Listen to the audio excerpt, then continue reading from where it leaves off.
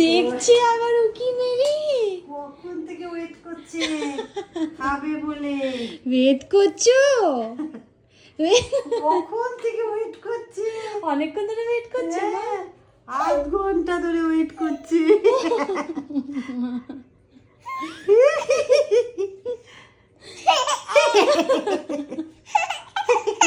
কি হয়েছে মা? চাইছে ফিডিং পিলো কই? তোমার ফিডিং পিলো কোনটা?